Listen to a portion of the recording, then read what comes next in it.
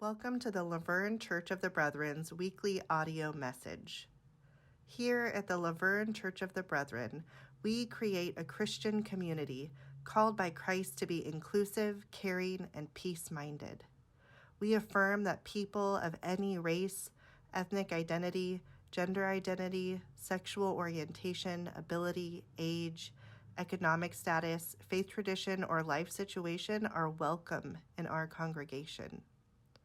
We believe in compassionate service, stewardship of creation, respect for diversity, and nonviolent reconciliation for differences among all people, nations, and faith traditions. We claim no creed but the New Testament as exemplified by the life of Christ. We strive to follow the way of Jesus. And through these efforts, we seek to grow ever closer to the mind and heart of God. And now let us ground ourselves as we enter into today's message.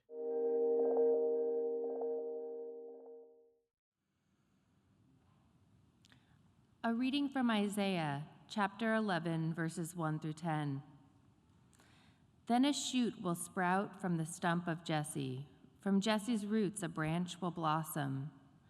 The Spirit of Yahweh will rest on you, a spirit of wisdom and understanding, a spirit of counsel and strength, a spirit of knowledge and reverence for Yahweh.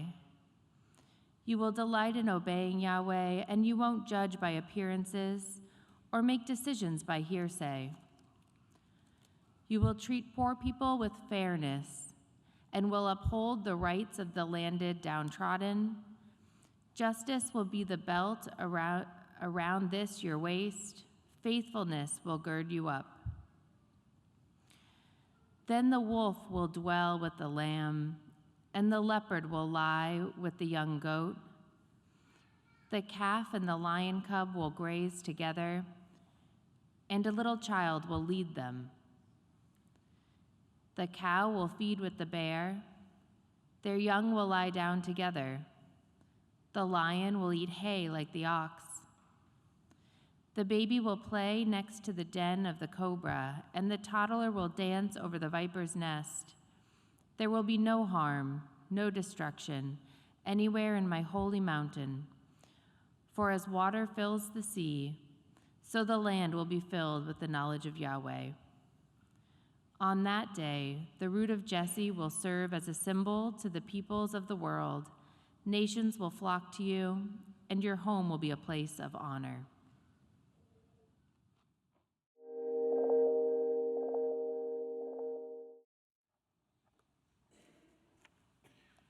Severe crosswinds, most likely. These were the words on a yellow warning sign as we drove through the Virgin River Gorge in northwest Arizona along Interstate 15 this past week. Severe crosswinds, most likely. Well, fortunately for us, it was a beautiful, sunny, clear day, and traffic flowed smoothly across that gorge. There were no crosswinds that complicated travel or made driving unsafe. But the words of that sign did catch my attention, especially in light of the sermon series for Advent this year, Seeking Sanctuary Amidst the Crosswinds. As Amanda and I initially prepared and planned and envisioned this series, we were drawn to the parallels of the current political crosswinds and how they are impacting our immigrant siblings and neighbors, and how these same crosswinds also impacted the journey of Mary and Joseph. They too faced cultural, political, familial, and religious crosswinds as they readied themselves to receive the birth of Jesus.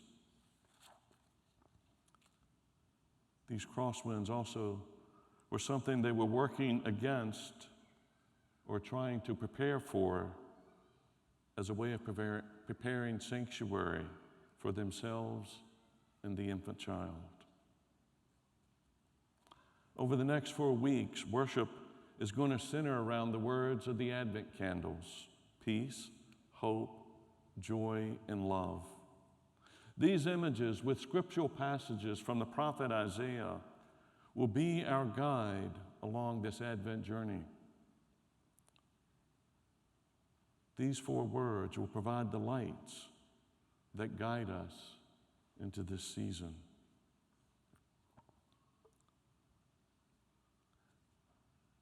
Well, as I thought more about that yellow sign and its message, severe crosswinds most likely, I think it's an apt description of our text from Isaiah this morning. Isaiah is writing to a people who are caught in the brutal crosswinds of their Assyrian conquerors that are coming down from the north. The Assyrian advancements destroy their homes and their lives. It leaves their cultural and political and religious structures in ruin. And the destruction and displacement of people, it leaves them in a state of despair and hopelessness. They're left with only a stump of what had provided them hope and stability and meaning. All seem lost. And it's into this context that Isaiah speaks, speaking to evoke hope and longing. And to do so, Isaiah points to a stump and invites the people to take notice of a shoot that's rising up from that stump. It's sprouting. Isaiah believes and contends it is the shoot of Jesse.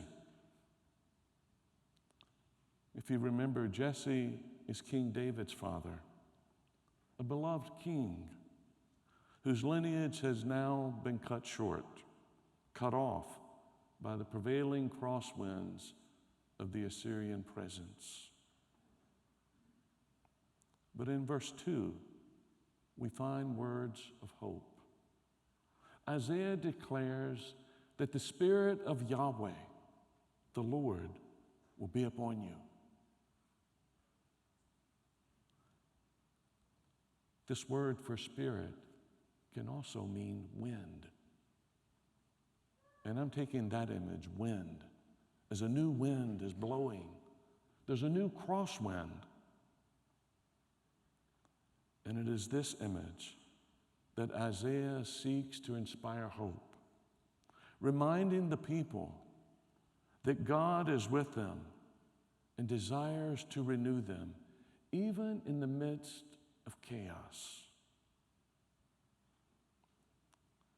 For Isaiah, this new crosswind of peace is embodied by a new leader and a new community. And it is this wind that inspires and empowers them with a spirit of wisdom and understanding, with a spirit of counsel and strength, a spirit of knowledge and reverence for Yahweh.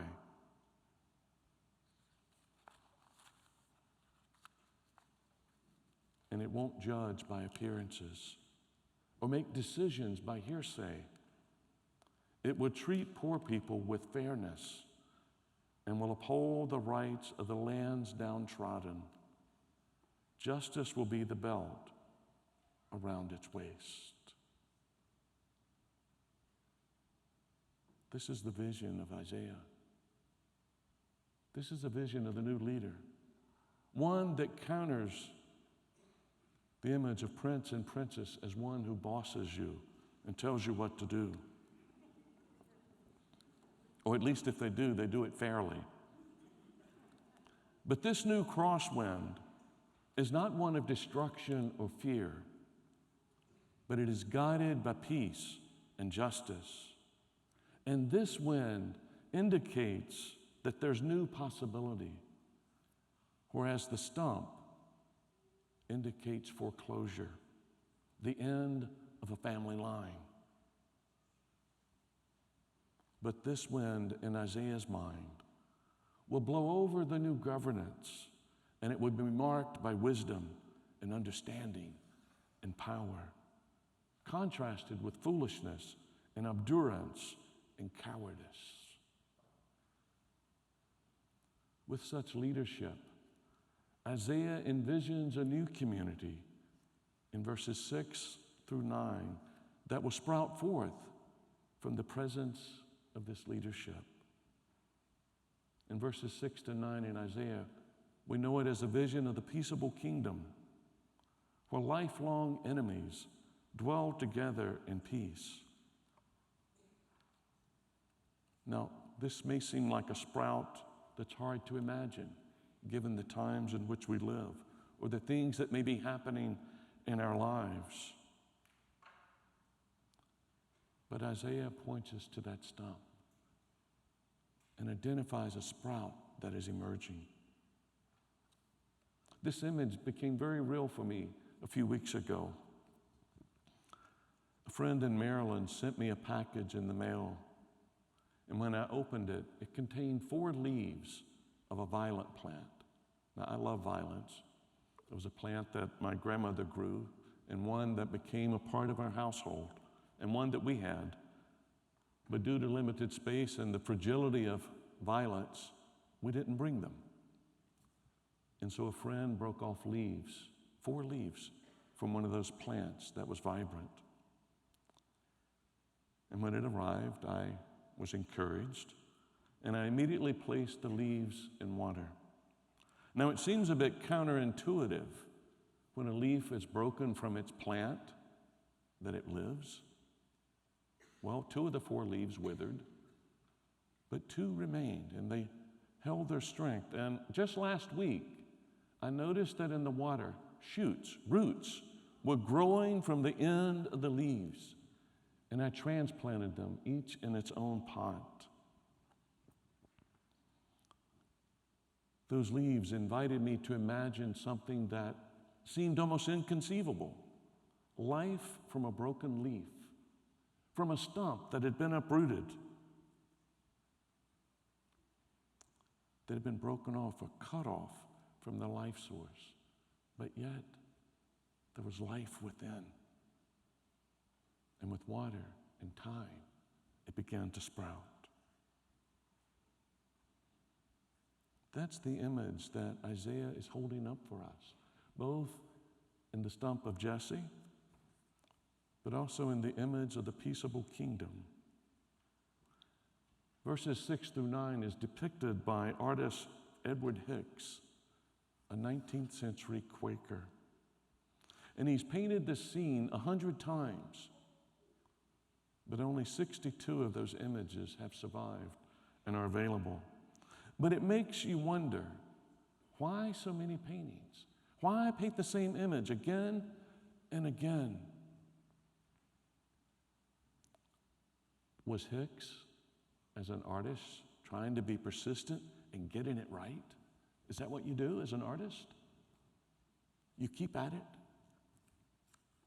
Or maybe Hicks was relying on something else. Maybe it was his Quaker heart, his love for peace, that he wanted to decorate the world with as many visions of peace as he could. But it leaves us wondering or questioning, where do you see the inbreaking of God's peaceable kingdom in your life or in our community or in our world? Where do you see it?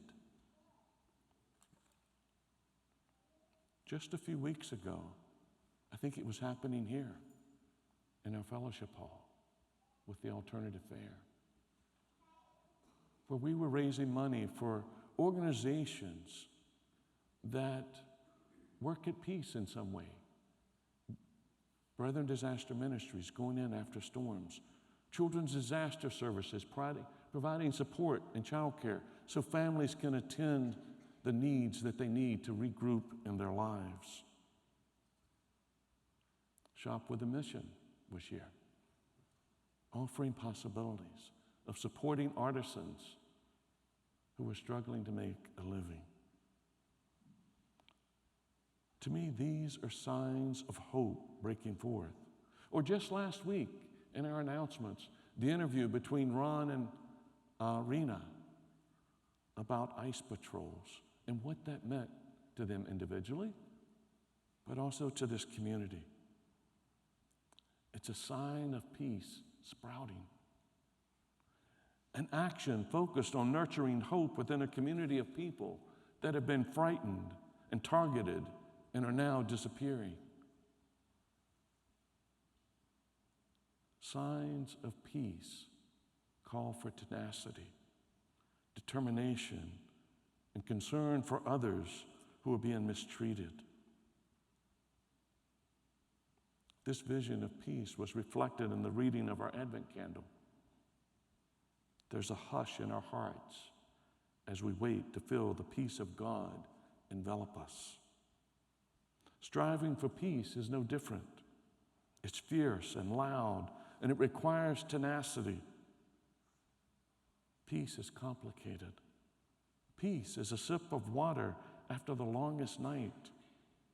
And peace is the flame within that we must keep lit for the sake of all. Peace is the hush. It is the clatter. Peace is God's love acted out loud.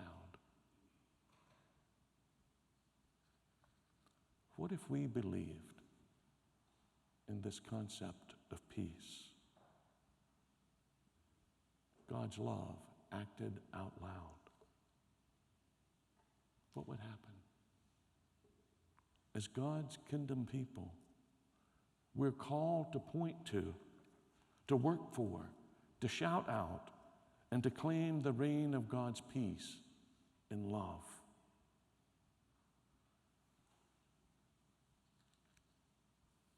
We're called to be God's light of hope and peace. May it be so.